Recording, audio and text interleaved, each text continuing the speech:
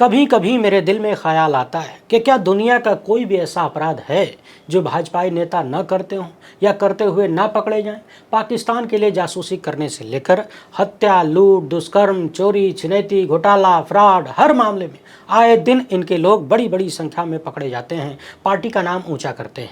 और अब तो बिहार के एक भाजपा मंत्री का और भी भयंकर खेला सामने आया है। जी हाँ, नकली दवा के मामले में दोषी साबित हो गए। अभी जब इलेक्टोरल बॉन्ड का खेल सामने आया था तब भी दवा कंपनियों के साथ कंप्रोमाइज करने का आरोप भाजपाई सिस्टम यानी मोदी साहब पर लगा था। अब तो बाकायदा अदालत ने धर लिया है, पकड़ लिया है नकली दवा मामले में। पूरी कहानी पर बात करेंगे। ध्यान रखिएगा, इनको अमृतकाल का विशेष लाभ मिल चुका है। इसके बाद आपको लेकर चलेंगे कहाँ जानते हैं? गुजरात। और देखेंगे कि कैसे डबल इंजन ने भारत के आम आदमी को यानी गरीबों को, मजदूरों को जानवरों से भी बदतर जीवन देने का फैसला कर लिया है और सेठों के लिए ऐसा जुगाड़ बना दिया है कि धन्ना सेठ गरीब, मजदूर, सामान्य लोगों का यानी हमारा आपका खुनामा चूस लेंगे और साथ में पसीना भी। उधर सुप्रीम कोर्ट के चीफ जस्टिस ने एक बार फिर से ऐतिहासिक फैसला लिया है। पिछले दिनों SC/ST के लिए सुप्रीम कोर्ट में गैर न्यायिक पदों पर आरक्षण लागू किया गया था। अब कुछ अन्य वर्गों के लिए भी इस तरह की खबर सामने आई है। इस पर भी चर्चा करेंगे और बात करेंगे अमेरिका की, क्योंकि अमेरिका में मोदी का भैया पकड़ा गया है, गिरफ्तार हो गया है। अब वो मोदी कौन है, मोदी का भाई कौन है, गिरफ्तार क्यों हुआ है, सब कुछ जानेंगे। और बात छोटे अंबानी की भी करेंगे। इनका खाता ही फ्रॉड घोषित हो गया। गौर से निहार लीजिए, इन्हीं के भरोसे विश्वगुरु ने देश की सुरक्षा छोड़ दिया है। उधर इलाहाबाद हाईकोर्ट ने चिंटुओं को 440 वोल्ट का झटका दे दिया है। इन सभी मामलों पर विस्तार से चर्चा करेंगे, मगर उससे पहले आप सभी से एक छोटी सी अपील है। पहली बार है तो चैनल को सब्सक्राइब करके घंटी बजा दीजिए टन से। हर एक वीडियो को लाइक और शेयर करना जरूरी होता है, तभी आपका ये चैनल मजबूत होगा। और ये सारे काम बिल्कुल फ्री हैं, इसलिए आप वहीं निपटा लीजिए। इसके अतिरिक्त आपको पता है कि हम किसी धन्ना सेठ या राजनीतिक दल के दम पर नहीं चलते, तभी आपके मुद्दों पर खुल के बात हो पाती है। हमारा काम पसंद आता हो तो इसके QR कोड या फिर मोबाइल नंबर का प्रयोग करते हुए जो भी हो सके आर्थिक सहयोग भेजने का प्रयास जरूर करें। बहुत बहुत धन्यवाद। और हाँ, YouTube पर हमारा ये दूसरा चैनल है, डिस्क्रिप्शन में और कमेंट बॉक्स में लिंक है, तुरंत जाइए, खटाक से इसको सब्सक्राइब कर लीजिए। अब सबसे पहले बात सुप्रीम कोर्ट के ऐतिहासिक फैसले की कर लेते हैं। 1-2 दिन पहले ही हमने इस वीडियो में बताया था कि किस तरीके से नए वाले चीफ जस्टिस BR गवई ने सुप्रीम कोर्ट में गैर न्यायिक पदों के लिए SC/ST आरक्षण लागू कर दिया है। इस वीडियो में हमने बहुत तगड़ी वाली चर्चा किया है, नहीं देखे हैं तो जरूर देख लीजिएगा। अब सुप्रीम कोर्ट को लेकर एक नई खबर सामने आई है कि SC/ST के बाद अन्य पिछड़ा वर्ग यानी OBC के लिए भी आरक्षण लागू कर दिया गया है। साथ ही शारीरिक रूप से विकलांगों, पूर्व सैनिकों, स्वतंत्रता सेनानियों के आश्रितों के लिए भी आरक्षण की व्यवस्था की गई है। यानी अब सुप्रीम कोर्ट में पहली बार स्टाफ भर्तियों में OBC के लिए भी आरक्षण लागू हो गया है। 3 जुलाई की अधिसूचना द्वारा संविधान के अनुच्छेद 146 के खंड 2 द्वारा दी गई शक्तियों का प्रयोग करते हुए भारत के मुख्य न्यायाधीश द्वारा नियम 4A को प्रतिस्थापित किया गया।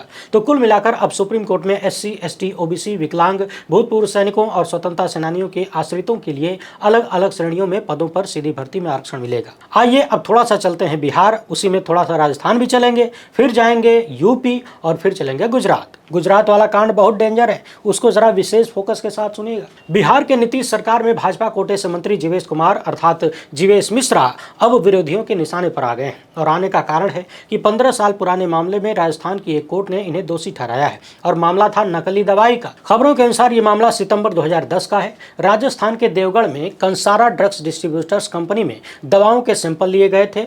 जांच में सिपोलिन 500 टेबलेट मिलावटी पाई गई। पता चला कंसारा ड्रग्स को ये दवा auto health care private limited जैसी कंपनियां सप्लाई की थी और उस वक्त वर्तमान के भाजपा मंत्री इसी कंपनी के डायरेक्टर थे। अब 4 जून को मिश्रा जी समेत 9 लोगों को दोषी माना गया। हालांकि अमृतकाल का लाभ इन्हें मिल गया। 1 जुलाई को अदालत ने 7,000 रुपए की भारी भरकम रकम जुर्माना के रूप में भरने और सदाचार बनाए रखने की शर्त पर इन्हें छोड़ दिया। अब लोग ये भी कहने लगे हैं कि बिहार में भी डबल इंजन, राजस्थानों में डबल इंजन और दिल्ली में तो डबल इंजन, ट्रिपल इंजन हो गया है। अब इतना सारा इंजन लगने के बाद भी अगर भाजपा मंत्री को राहत ना मिले तो फिर क्या मतलब है इतना सारा इंजन लगाने का। लेकिन जरा सोचिए, अदालत ने 7,000 रुपया का जुर्माना ठोक कर छोड़ दिया। क्या ये ठीक है? उस दवा का जितने लोगों को नुकसान हुआ होगा या फायदा नहीं हुआ होगा, क्या उन सब की भरपाई हो गई? और अगर ऐसे ही चलता रहेगा, इतने साल पुराने मामले में 7,000 में निपटारा होता रहेगा, तब तो जो अभी दवा कंपनियां हैं वो सब और फ्रॉड करेंगे, नकली दवाई बेचेंगे। और ऐसे भी आए दिन शिकायत आती रहती है, लोग दवाई फांके जा रहे हैं, कोई असर ही नहीं हो रहा है। बहरहाल टेंशन लेने की जरूरत नहीं, 140 करोड़ की आबादी है, कितने निपट जाएंगे, निपटने दीजिए। मगर नकली दवा मामले में दोषी साबित होने के बाद पूर्णिया के सांसद पप्पू यादव यादव ने मुख्यमंत्री नीतीश कुमार से जीवेश मिश्रा को बर्खास्त करने की मांग की। पप्पू यादव ने आरोप लगाया कि मंत्री नकली दवाई का माफिया है। ये लोग नकली दवाएं बेचकर लोगों की जिंदगी से खिलवाड़ करते हैं। उधर राजद सुप्रीमो लालू यादव की बेटी रोहिणी आचार्य ने भी नीतीश सरकार पर सवाल उठाए और कहा कि ये लाचारी, अचेत और समझौता परस्त मुख्यमंत्री की सरकार है। आरोप लगाया कि एनडीए सरकार में अनैतिक कार्यों में लिप्त लोगों का जमावड़ा हो चुका है। लाचार, अचेत, समझौता परस्त मुख्यमंत्री की सरकार है। नकली दवा कारोबारी भी मंत्री की कुर्सी पर बरकरार है। अब रोहिणी आचार्य और पप्पू यादव को कौन समझाए कि जब पूरी दुनिया में भारत की नाक कटवाने के बाद, बिना किसी को बताए, समझाए, पूछे, सूचित किए, सरेंडर करने के बाद भाजपा सरकार में किसी को शर्म नहीं आई। 4 आतंकवादी भारत में घुसे, हमारे 2 दर्जन से ज्यादा लोगों को मार के चले गए। अब तक उन आतंकवादियों की एक फोटो तक, स्केच भी हमारी सरकार नहीं बना पाई कायदे से, और उसके बाद भी सबके सब कुर्सी पर बैठे हुए बेशर्मी के साथ। तो फिर अब काहे के लिए शर्म आएगी? आए दिन रेलवे दुर्घटनाएं हो रही हैं, सैकड़ों लोग मारे गए। क्या रेल मंत्री ने, माफ करिएगा, रेल मंत्री ने इस्तीफा दिया? अभी अभी जहाज गिरी है, क्या उड्डयन मंत्री ने इस्तीफा दिया? बहरहाल, उधर अमेरिका वाला ट्रंप अब तक कम से कम 20 बार कह चुका है कि मैंने सीज फायर कराया, और हमारे वाले ट्रंप के मुंह से एक शब्द नहीं निकला। एक बार भी नहीं बोल पाए कि हे अमेरिका वाले ट्रंप, तुम झूठ मत बोलो। यानी ऐसा कोई मुद्दा नहीं जहां पर असफलता प्रचंड रूप से इनके आसपास न घिर गई हो, मगर फिर भी सब अपनी कुर्सी से चिपके हुए हैं, बेशर्मी, बेहयाई की पराकाष्ठा को पार कर रहे हैं। एक बात और बता दें, अभी खूब चर्चा चल रही है कि 75 साल उम्र हो जाएगी, सितंबर में कुर्सियां छोड़ेंगे कि नहीं, छोड़ेंगे कि नहीं। कहीं आरएसएस मीटिंग कर रही है तो कहीं कोई मीटिंग कर रहा है। मगर ध्यान रखिएगा, 2 ही चीजें हो सकती हैं। या तो भाजपा में जो 2 नंबर वाले हैं वो विश्वगुरु को भीतर ही भीतर खोखला करते हैं, यानी जिस तरह से कथित रूप से चीन जैसे देशों के पास सुब्रमण्यम स्वामी के अनुसार कुछ है जिसे दिखाकर वो विश्वगुरु को सरेंडर करवाता है, या तो वैसा कुछ 2 नंबर वाले कर दें, तब साहब कुर्सी छोड़ने पर मजबूर होंगे, अन्यथा जब तक जिएंगे तब तक सिएंगे। यानी कुछ भी हो जाए, देश का चाहे जितना कबाड़ा हो जाए, कुर्सी नहीं छोड़ेंगे। ये मेरा अनुमान है। और जो मैंने पहले कहा ना कि 2 नंबर वाले कुछ ऐसा गेम कर दें तो उस गेम का कुछ अंदेशा निकल रहा है। क्या निकल रहा है वो किसी और वीडियो में विस्तार से बताऊंगा। कुछ फैक्ट सामने आ रहे हैं जो अब तक असंभव लगते थे, वो चीज़ें हो रही हैं। तो हो सकता है 2 नंबर वाले कोई तगड़ा खेल कर रहे हों। अब आइए चलते हैं इलाहाबाद, माफ़ करिएगा, प्रयागराज। मथुरा की शाही ईदगाह मस्जिद को विवादित ढांचा घोषित करने की मांग लेकर कुछ लोग इलाहाबाद हाईकोर्ट गए थे, लेकिन इलाहाबाद हाईकोर्ट ने उनकी मांग को खारिज कर दिया। हिंदू पक्ष की याचिका पर 23 मई को कोर्ट ने फैसला सुरक्षित रख लिया था। अदालत ने कहा कि मूल वाद चल रहा है, हाईकोर्ट में ट्रायल चल रहा है, ऐसे में एक एप्लीकेशन पर विवादित ढांचा घोषित कर देने का कोई औचित्य नहीं है। ऐसा करने से जो मूल वाद है उस पर असर पड़ेगा। वहीं हिंदू पक्ष के वकील का कहना है कि अब हम इसको लेकर सुप्रीम कोर्ट जाएंगे। दरअसल ये ईदगाह मस्जिद साल 1670 में औरंगजेब ने बनवाया था। अब कुछ लोगों का दावा है कि मस्जिद को श्री कृष्ण जन्मभूमि पर बनाया गया है, इसलिए मस्जिद हटा दीजिए। कुछ साल पहले जब अयोध्या वाले मामले में सुप्रीम कोर्ट का फैसला आया था तो लोगों ने कहा कि चलो भैया, जो भी हुआ कम से कम शांति तो आएगी।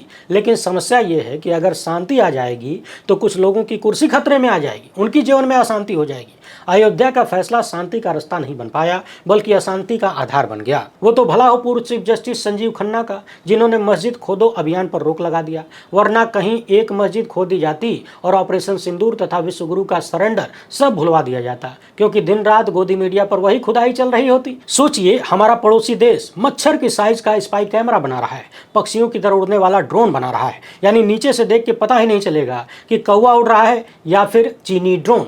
उसके बड़े बड़े होटलों में वेटर का काम रोबोट कर रहे हैं, रोबोट द्वारा रूम सर्विस दी जा रही है, और हम यहाँ मस्जिद खोदने में व्यस्त हैं। कभी राम की जन्मभूमि खोज रहे हैं, कभी कृष्ण की जन्मभूमि खोज रहे हैं। इतनी खोज तो राम और कृष्ण ने खुद भी अपनी जन्मभूमि की नहीं की होगी जितना नफरती चिंटू कर रहे हैं। दरअसल इन्हें किसी और की जन्मभूमि की जमीन नहीं खोजनी है, इन्हें अपना पेट पालने के लिए जमीन तैयार करनी है, कुर्सी पाने के लिए राजनीतिक जमीन तैयार करनी है। मसला बस इतना ही है। जिस दिन समझ जाएंगे सब कुछ अच्छा हो जाएगा। सारी कृपा यहीं अटकी है। वैसे सवाल तो ये भी है कि जब सुप्रीम कोर्ट ने इस तरह की चीजों पर रोक लगा रखा है तो फिर अन्य अदालतें ऐसे मामलों को एंटरटेन कैसे कर रही हैं। बहरहाल चलिए गुजरात चलते हैं, लेकिन उससे पहले मोदी के भाई की खबर देख लीजिए।